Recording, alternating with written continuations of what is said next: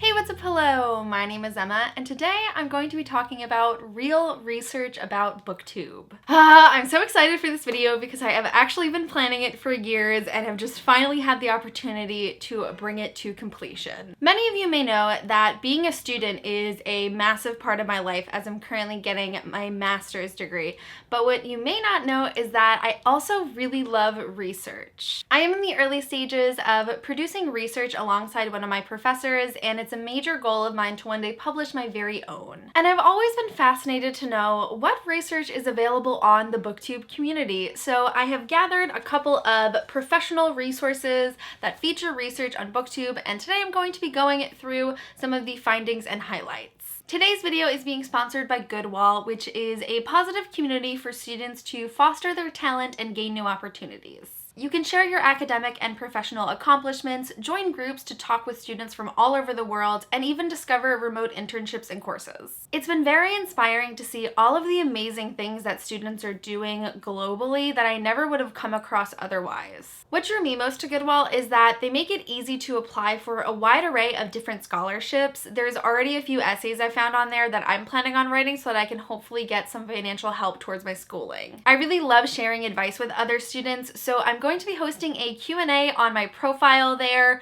We can talk about all things related to school, student life, college, and even master's studies, and that's going to be happening on Saturday, June 13th at 1 p.m. EST, so be sure to download the Goodwall app using the link in the description.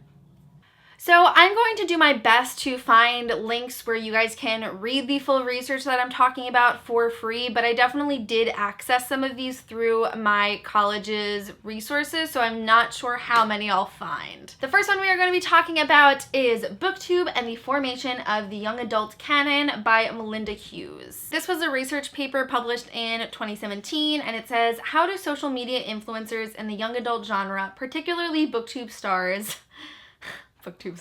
act as task makers, affect book sales, and take part in establishing what is effectively young adult canon. So the author described booktubers as a grassroots intermediary, which is an unofficial party who shapes the flow of messages through their community and may become strong advocates for brands or franchises. Another really awesome quote that I feel totally sums up the true influence that booktubers have on the publishing industry is that when a book title is discussed on Booktube, it provides the publisher with no or low cost word of mouth advertising aimed at an audience that is the publisher's target demographic, and these readers place their trust in the opinions of the booktuber. So the value of booktubers to publishers is that by talking about their books in our videos, we are providing them with 99% of the time free, but sometimes very low cost advertising to the exact demographic that the publishers are targeting. And it's especially influential because not only is it just being exposed to the right demographic, but that demographic puts their trust in the booktubers that the books they are talking about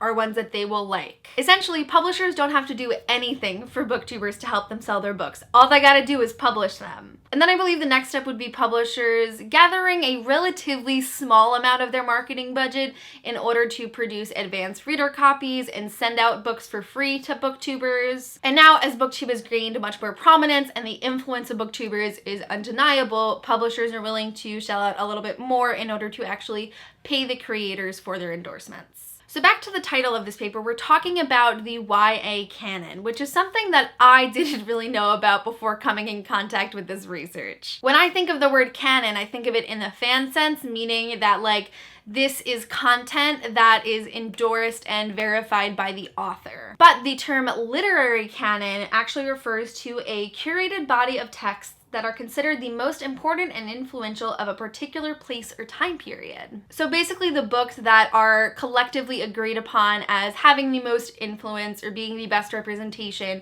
of said group. An interesting point the author makes is that YA began to emerge in the 50s and 60s because that was when culturally teen became a unique and defined age group. Back then, if you were under 18, you were viewed as a child, and if you had turned 18, you were an adult. So it wasn't until the period of adolescence really begun to be recognized that literature and film and TV started being targeted towards that demographic. It's interesting how young adult literature has this very long history, but books of the past that really built the foundation of the genre very rarely get talked about. And so regarding the YA canon, the author makes this really great point that the heavy focus on recent titles on Booktubers channels, how we all talk about the most upcoming and recent releases, suggests that Booktubers and their audience lack a sense of history in terms of the evolution of YA and would be unlikely to select older titles for inclusion in the YA canon. I can almost guarantee that if we were to make like a community-wide poll asking what books do you think would be considered YA canon,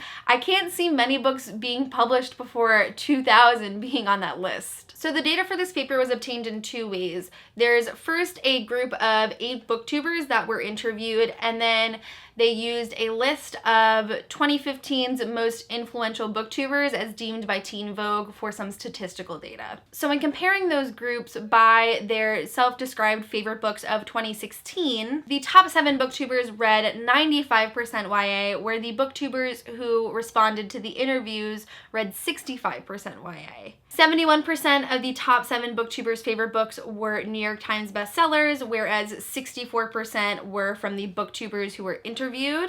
And also more than half of the books for both groups were published in 2016 that year. Moving on to how publishers work with booktubers, one of the things I really like that the author highlights is that booktubers focus on keeping reviews honest, because dishonest reviews would undermine the ethos of Booktube, which is to have real discussions about books with fellow book lovers. That's what frustrates me when I see people blindly claiming that booktubers are lying about their opinions on books just to save their relationships with publishers, because we know better than anyone else that the trust that we form with you guys is what keeps this whole community together, and we have no intention of sacrificing that. Okay, so we've reached a point in this video where I have to come clean about something. I am actually a participant in some of this research. Over the years of my channel, I've had quite a few students and scholars come to me looking to do research on Booktube, and so I've provided interviews based on my experiences with them. I swear I came up with this video idea totally independently from that, and it wasn't until I started reading these that I was like, oh, that's me. These are my quotes. So for example, one topic we talked about was how Booktube tends to have this reputation for always talking about the same books. There is definitely some truth to that, because we are all getting the same recommendations from one another, and we are watching the same people because they have the same interest in books as us. But to sort of contrast that, one thing I said was, every channel brings in some underrated books for everyone to be excited about. But Books and Lala, of course, put it much more eloquently in saying, if you have spent enough time and effort on Booktube, you know that it is a hugely diverse community and not everyone is talking about the same titles. Another really great point from Lala is that the most popular booktubers talk about a lot of the same books because white, cisgender, heteronormative young adult authors and books get more opportunity and hype, as do booktubers who fit that demographic. That's a whole other topic we can discuss, but the main fact is that white authors and white stories get more opportunity, as do white booktubers that fit that same mold. Elena from Elena Reads Books adds a really great point to this, saying that if a publisher is doing a big push on a particular book, we are all going to receive it at the same time and try to review it before publication. And another factor that contributes to these same books being seen on Booktube is that the biggest publishing houses and independent presses are able to send out those books much more easily than smaller houses or self-published authors. Connor from Connor O'Brien offers a great explanation for how there's a consequence to this by saying this creates an environment where less popular channels feel the need to seek out these books to contribute and stay relevant within the community. There are many booktubers who do not read the typical booktube books, but they're far easier to find booktubers that do. Another explanation the author points to is how bestseller lists are kind of like a self-fulfilling prophecy. When a book is on the bestseller list, people automatically assume that that is like a quality book that everyone approves of, therefore reinforcing it and getting more sales. There's another quote for me that's really funny looking back on it now. I was asked if I believe I have any influence like on book sales, And I said, it's weird to think so, but possibly. I see a bunch of people picking books up specifically because I talk about them. I don't think I have an influence on the majorly popular series with huge already present followings though. It's fascinating reading that this many years later because now I know I have an influence on people picking up books to read. I know for a fact that talking about a book in my video, even if it's a debut author, can get hundreds and hundreds of people to add the book to their to-read list in just days. And I totally believe that booktubers can have an influence on books that already have large followings, because think of how many booktubers have gotten people to read The Mortal Instruments or Throne of Glass. I'm not saying booktubers can take all the credit for a book's success whatsoever, but as someone who does work a little bit on the other side of the publishing industry and has firsthand experience there, booktubers have so much more influence on building hype in the book world than many people want to realize. The last major point here about the young adult canon, if we should have one and what books would be considered them. The general consensus among participants seems to be that creating a canon could build a pressure in order to read those certain books and make people feel invalidated if they can't be a part of that discussion. Another funny thing I can say as a participant is I said that pressure can take away from one's enjoyment of reading, but I'd be lying if I said I didn't think everyone on earth should read Harry Potter. I think they took that seriously, but it was totally a joke, and it is even more of a joke now. And now I definitely don't believe everyone should read Harry Potter. So that really finishes up Booktube and the formation of the young adult canon. I found this article really fascinating and thought it made so many great points on the influence and power and just overall culture of the Booktube community. Because I found so many of these back in like 2017 probably, I wanted to do one more final search to see if there had been any new research, and I found an article in 2019 that is Negotiating Collaborations, Booktubers, the Publishing Industry, and YouTube's Ecosystem by Jose Tomasina. I was particularly excited to find this article because it focuses entirely on the Spanish-speaking booktube community and therefore Spanish publishers. American, UK, and Australian booktubers are always the only ones to get any attention, but as reading is a global interest, booktube is a global community. And the Spanish-speaking booktube community is so massive and like its entire functioning ecosystem on its own, and I just don't think it gets enough attention for all of the work that they specifically do for books. The author of this article chose to analyze booktubers through Pierre Bourdieu's field theory and how they negotiate their practices with other agents of the publishing world. I had no idea what field theory was before this, but a field refers to a relational concept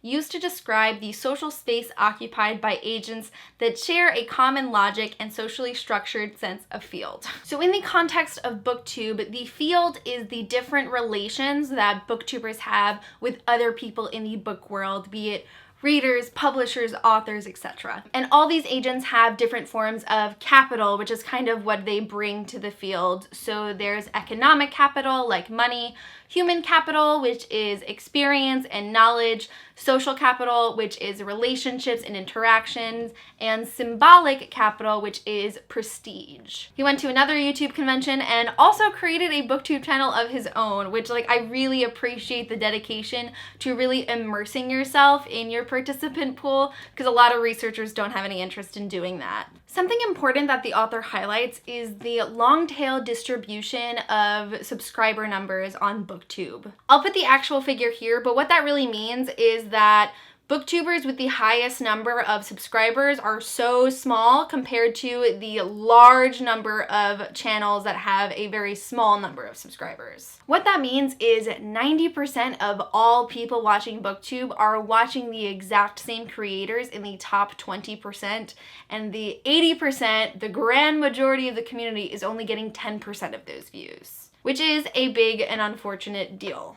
A big theme in this article is that booktube is not like a sustainable business for creators, and that the majority of their capital in what they bring in from the community comes from like their joy of doing it and not the monetary gains. According to this article, in the Spanish-speaking booktube community, there isn't as much economic capital to be obtained in terms of making money from their videos, but they feel there is a greater wealth of social capital in interacting with people and having discussions with people about books. I do think that view distribution and the exchange of capital that's being discussed does mimic what we have here in American Booktube, but I feel it is far easier for American booktubers to make money on Booktube, especially considering myself and a few other booktubers are able to do it as their full-time job. And you also have to think of it in terms of the English-speaking publishing world has way more money financed behind it than the Spanish-speaking publishing world and other languages. I'd say the influence of booktubers is very similar, but the American publishing industry actually has the money to invest in those booktubers in order to make them more successful. Along with that, something the author found from talking to booktubers, as most of them have talked with publishing houses and worked in marketing with them, is that there's no need to have big numbers in terms of views, subscribers, or followers, but to have a constant presence and upload videos regularly. That's something I have heard from other global booktube communities, that it's a little bit easier for them to work with publishers because it's so much smaller over there. In getting to know many people who work in marketing for publishing, they do actually want to get books in the hands of people who will read these books and talk about them and will give them good reviews. Like, they care about the fans and not as much the subscribers. But it's unfortunate because the higher-ups and the heads of these corporations only care about the book sales. So they see it as people with the higher views and people with the higher subscription numbers are the ones that are going to make the most money. Therefore, they get the most attention. Because America fucking loves capitalism. The author talks about the many different ways that booktubers get books from publishers. Many people only see it as booktubers request books from publishers, which is totally a thing that many of us do. But what's becoming more common is that publishers just care about that word of mouth. It's not necessarily about the in-depth reviews. They just want booktubers to share the titles with their followers, and then the followers will go out and buy them. I'm someone that is very picky with the books I request, and I don't really ask for them from the publisher unless I'm very intent on reading it. So what happens is that publishers just send out physical books to booktubers all the time, unsolicited, no explanation, no warning. So tons of books just appear at my door because publishers want me to just talk about them in the hopes of other people picking them up. A big criticism against booktubers is that we request too many books and we just hoard them, and they should be going to people who actually want to read them. And I confidently speak for many booktubers when I say that the grand majority of books we get from publishers we do not ask for and we do not even know we're getting. Now, to many of you, getting a ton of free books sounds amazing, but it actually can become very overwhelming. One of the interviewees tells a story about how he felt responsible for all of the books that he was being sent because he wanted to review them because he knows how important they are,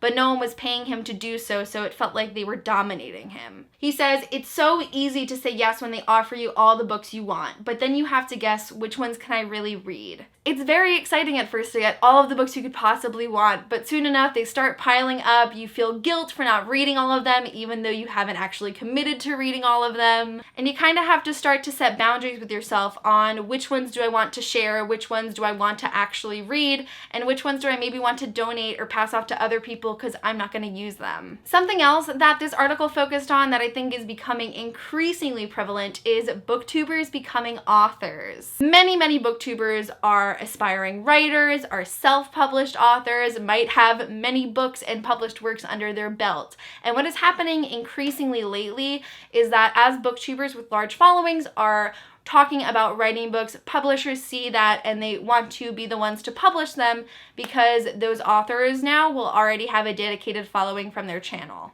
And beyond that, not only do publishers acquire a title that already has a network of loyal fans, but they assure that the publishing process will be accompanied by a series of promotional videos, tweets, Instagram photos, stories, and full venues to organize a book tour. And the success of doing so has been proven. I can think of multiple bestsellers right off the top of my head, like Because You Love to Hate Me, which was the collaboration between authors and booktubers, Again But Better by Christine Riccio, and Zenith by Sasha Alsberg. I can think of more booktubers who have publishing deals that are going to eventually get released, like Francina Simone. So this is something that is very present in the community, and I feel is only going to get bigger. So going back to field theory, which is kind of like the whole foundation of this article, booktubers have all of this power and influence because they're kind of situated between two different fields, one being the publishing world and the other being social media and digital entertainment. I think the greatest form of capital gained for what I would say is pretty much all booktubers is just the joy and the passion that comes from reading books, sharing them with others, and making connections with other book lovers. It seems like the economic benefits of booktube in English-speaking countries is much higher than that in Spanish-speaking countries, but it appears that because of this rise of booktubers becoming authors, it seems to be that there's the ability for more booktubers to gain that economic capital by participating in the community. So I have 2 more articles, but I feel like I've gone so in depth with those 2 first ones, and we discussed so much that I feel like this video is getting too long. I think I'm gonna put these to the side for now, but if you guys really liked this video, please let me know in the comments that you are interested, and I would love to go over some more research about booktube. I would love to hear your reactions to the findings in this research in the comments. I just think it's so fascinating to look at booktube from like the outside perspective of professional and experts when I'm so often right in the center of it, very immersed in the community. And also, I would love to know what other types of research would you like to see about booktube? What topics and statistics do you think that people should be measuring and sharing? I would love to know, but that is it for this video. Thank you guys so much for watching, and I'll see you soon for a new one. Bye!